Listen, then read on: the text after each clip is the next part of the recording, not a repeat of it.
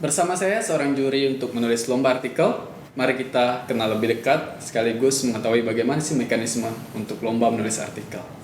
Ya, Pak, sebelumnya kenalan dulu nih, kita sih ya udah kenal lah ya, sama-sama udah kenal, tapi supaya kita lebih tahu lagi siapa sih sosok Bapak ini. Ya, silakan kenalkan diri, Pak. Baik, saya Nano Bang. Ya. Saya membantu suster dalam penjurian guru sudah 2 tahun ini, dan saya sungguh salut dengan hasil yang tahun pertama khususnya untuk dunia literasi menulis. Ya. Hasilnya bagus. Nah, mudah-mudahan nanti tahun ini hasilnya juga akan bagus gitu ya.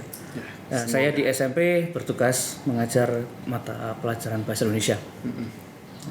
SMP. Kesibukan lain selain mengajar apa, Pak? Saat ini saya sedang membina teman-teman muda di Desa Teluk Kapuas. Saya punya kelompok membaca ya, reading club. Kemudian membantu kawan penerbit yang sedang mencari penulis-penulis muda, terutama di bidang sastra. Saya sendiri menulis sastra memang sejak sekolah, menulis puisi, cerpen, mengirimkan karya di media daerah maupun pusat. Ini buku yang terbaru akan terbit adalah Rahwana Mencari Cinta, karya saya terbaru. Karya Bapak sendiri itu? Ya. Berarti tulisan Bapak ini udah tak terhitung ya? Saya nggak pernah menghitung, menulis itu karena kebutuhan ya, karena pengen nulis ya gitu saja, jadi tidak pernah menghitung. Karena hobi aja kan, mengalir aja kayak air kan. Oke, nah kita masuk ke inti pembicaraan kita nih Pak. Nah kita kan Bapak di sini kan sebagai juri untuk menulis artikel. Ya.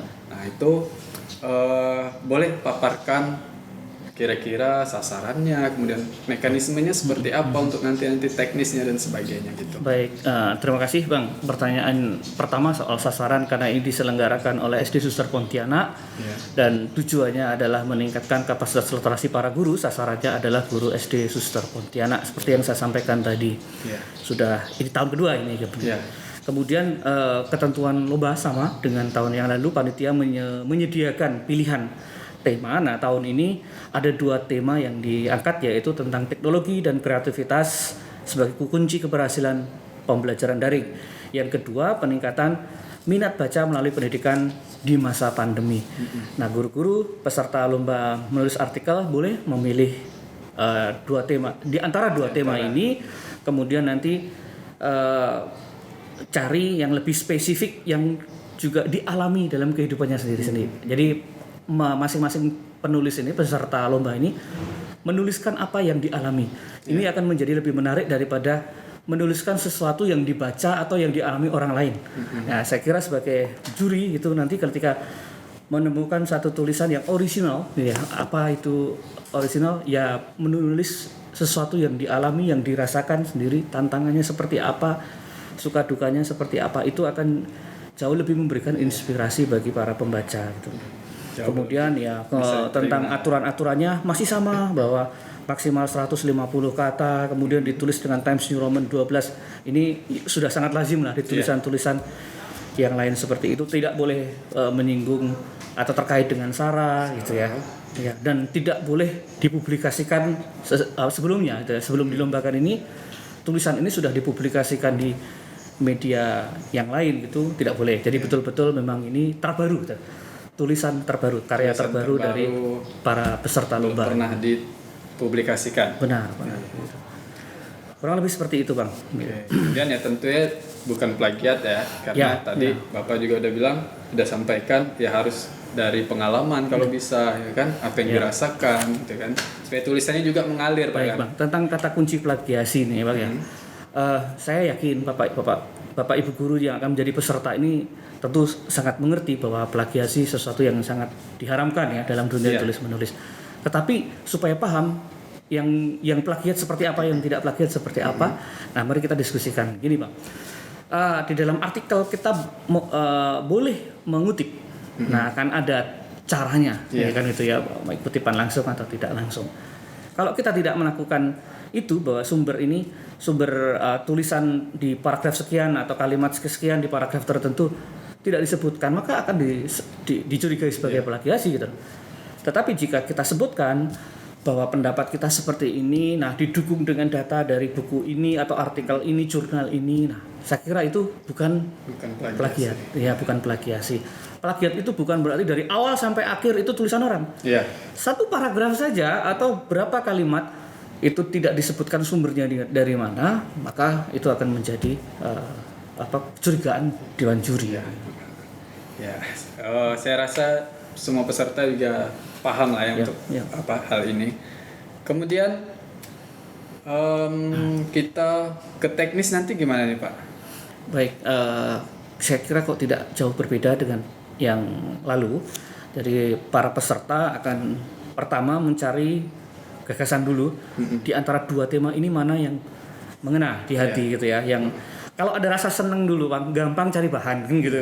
Wah, ini cocok nih dengan saya karena saya mengalami sesuatu yang terkait dengan tema ini gitu. Jadi saya perlu membagikan ini kepada orang lain melalui lomba ini gitu. Itu yang pertama. Kemudian boleh dicari artikel-artikel lain, ada tulisan-tulisan lain yang kira-kira bisa mendukung gagasan itu gitu. Silahkan, itu sudah mulai dicari. Nah, nanti kalau tidak salah tanggal berapa itu 16 Oktober atau 16 Oktober. Nah, itu batas akhir sudah harus dikumpulkan karyanya gitu. Dan jangan lupa Bapak Ibu peserta lomba, ada proses revisi yang harus dilakukan. Para penulis itu pembaca pertama karyanya. Jangan buru-buru setelah diketik print out kirim gitu. Revisi dulu, bahkan boleh beberapa kali revisi sampai menemukan inilah yang sudah ada kelegaan untuk dilepas ke juri, ke panitia. Revisi merupakan bagian dari proses bagaimanapun kita pasti ada salahnya Pak ya. Bisa jadi apakah itu karena kepenulisannya, bisa jadi dari gagasannya nggak runtut loh. Nah, ini yang memang sulit. Saya tidak bisa menjamin bahwa kalau kita baru menulis itu, sekali kita menulis lalu gagasannya itu runtut. Biasa seperti bicara Bang. Kita tadi udah disampaikan, ngomong lagi ke situ, lompat sini kurang runtut. Itu hanya bisa terjawab dari pengalaman yang panjang. Kalau kita sudah sering menulis gitu, nanti akan lebih rapi lah gitu. Jadi tadi udah disampaikan ya bahwa untuk mekanisme sama seperti tahun lalu, untuk syarat-syarat atau ketentuan-ketentuannya juga sama seperti tahun lalu, mau itu tulisannya, ukuran dan sebagainya. Kemudian yang berubah adalah temanya. Ya, kita peserta tinggal pilih antara dua tema itu, pilih satu mana yang ingin diangkat. Gitu ya. Terakhir Pak, ada tips terakhir ya untuk para peserta. Menulis jangan karena lomba, tapi karena kesenangan dan mungkin lebih tepat kebutuhan kalau istilah saya.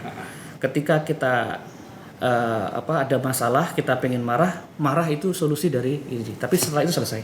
Nah, ketika kita bisa menulis, mungkin marah kita keluarkan melalui tulisan. Gitu. Kita sedih, kita tulis. Jadi melegakan apa yang sedang menjadi persoalan atau pikiran atau mengganggu suasana hati. Kalau udah terbiasa hari-hari menulis, mudah-mudahan lah. Jadi tidak akan ada kesulitan lagi dalam menulis. Saja kita bisa memilah, oh ini apa artikel, berarti genrenya artikel, saya menulis seperti ini.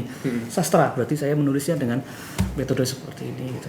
Sama seperti tujuan dari diadakan lomba-lomba inilah ya. Betul. Jadi menulis bukan karena lomba tapi supaya terbiasa. Benar. Ya. Oke, terima kasih Pak Nano. Terima kasih untuk kesempatannya, waktunya untuk mau ngobrol-ngobrol dengan saya. Oke. Saya rasa cukup sekian diskusi kita bersama Pak Nano.